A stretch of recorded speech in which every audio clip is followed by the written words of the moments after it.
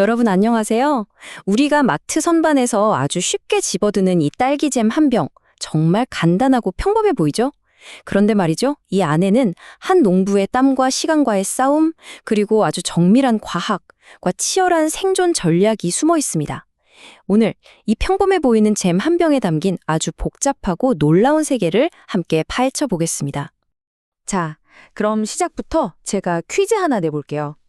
완벽하게 익어서 보기만 해도 군침이 도는 탐스러운 딸기. 농부들에게 이보다 더 큰 기쁨은 없을 것 같은데요. 사실 이 완벽한 순간에 농부들이 가장 두려워하는 것이 하나 있습니다. 대체 뭘까요? 정답은 바로 시계입니다. 네, 맞아요. 째깍째깍 쉼없이 흘러가는 바로 그 시간.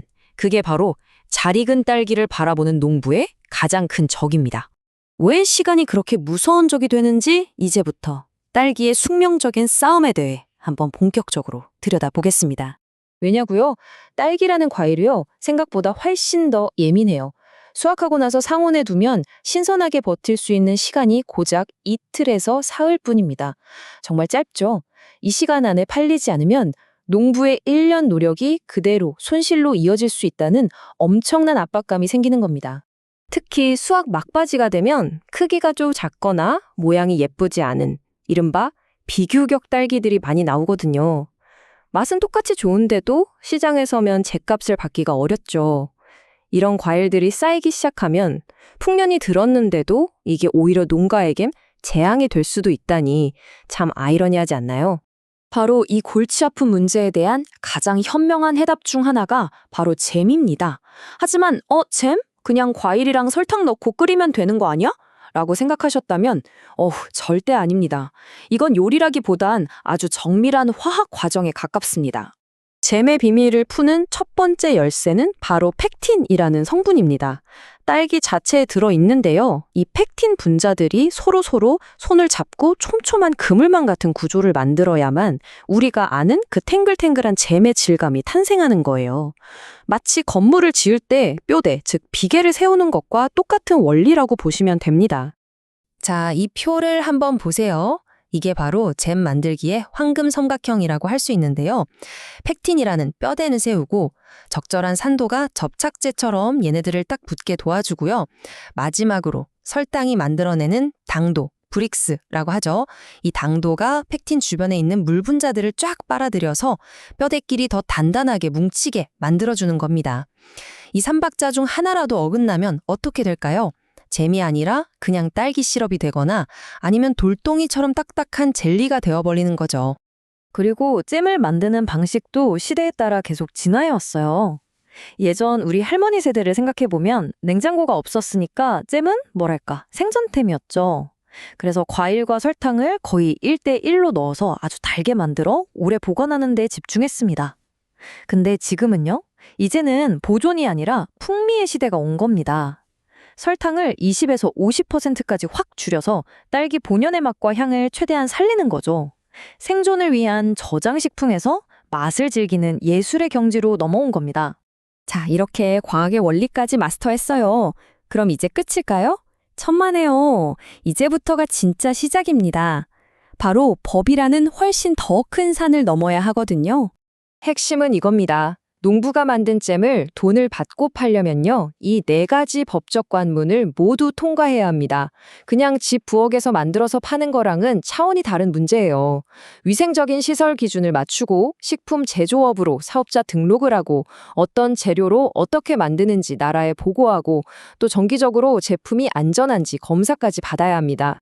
이게 정말 중요한 지점인데요. 밭에서 딴 딸기를 그대로 파는 건 농업활동이잖아요?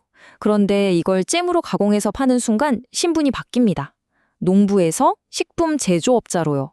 그때부터는 식품위생법이라는 아주 엄격한 법의 통제를 받게 되는 거죠. 자, 이 모든 과학적, 법적 관문을 통과했습니다. 그럼 이제 드디어 마트 진열대라는 진짜 전쟁터에 나서는 거죠. 거대한 자본을 가진 대기업 제품들 사이에서 작은 농가는 과연 어떻게 살아남을 수 있을까요? 바로 대기업이 따라하기 힘든 아주 영리한 전략들을 쓰는 겁니다. 예를 들면 설탕을 확 줄인 저당 레시피로 건강을 생각하는 소비자들을 공략하고요. 또 과육이 씹히는 프리저브 스타일로 수제 느낌을 강조하죠. 여기에 콜라겐 같은 기능성 재료를 넣거나 다른 과일이나 허브를 섞어서 세상에 없던 새로운 맛을 만들어내기도 합니다. 하지만 이런 기술적인 차별화보다 훨씬 더 강력한 무기가 있습니다. 그건 바로 생산자의 이야기, 즉 스토리입니다. 이 딸기를 누가 어떤 땅에서 어떤 마음으로 키웠는지, 이 스토리는 돈으로도 기술로도 절대 복제할 수 없는 그 농가만의 오리지널리티인 거죠. 그런데 가만 생각해보면 좀 이상하죠? 개인이 작은 농가에서 어떻게 그 비싼 가공시설을 다 갖추고 복잡한 법적 절차를 밟고 이게 현실적으로 가능할까요? 혼자서는 거의 불가능에 가깝습니다. 여기에 대한 아주 기가 막힌 해답이 있습니다. 바로 전국의 지방자치단체에서 운영하는 농산물 종합가공센터라는 곳이에요. 일종의 공유주방, 공유공장 같은 개념이죠. 이 그래프를 보시면 그 효과가 얼마나 엄청난지 바로 와닿으실 겁니다. 혼자 공장을 차리려면 100이 든다고 쳤을 때 이 센터를 이용하면 단 5만으로 시작할 수 있다는 거예요. 거의 20분의 1 수준으로 초기 투자 비용을 줄일 수 있는 거죠. 말 그대로 농부들을 위한 공공 R&D 연구소이자 테스트 키친인 셈입니다. 자, 그럼 정리해볼까요? 오늘날의 스마트한 농부가 성공적인 식품 사업가로 변신하기 위한 최종 공략집입니다. 공공 인프라를 지렛대 삼아서 자신만의 독특한 스토리를 만들고 온라인으로 고객과 직접 만나면서 끊임없이 새로운 기술을 배우고 예전처럼 손맛이나 감이 아니라 pH, 브릭스 같은 정확한 데이터로 품질을 관리하는 것. 이것이 바로 21세기형 농업 비즈니스의 핵심입니다. 오늘 우리는 잼 한 병 속에 담긴 농부의 시간과의 싸움, 정밀한 과학, 그리고 치열한 비즈니스 전략까지 그 모든 여정을 함께 했는데요. 다음에 여러분이 직거래 장터 같은 곳에서 작은 농가가 만든 잼을 보게 된다면 한번 생각해 보세요. 지금 내가 손에 든 것이 과연 단순한 잼 한 병일까? 아니면 한 농부의 땀과 과학과 철학이 담긴 하나의 이야기일까 하고 말이죠.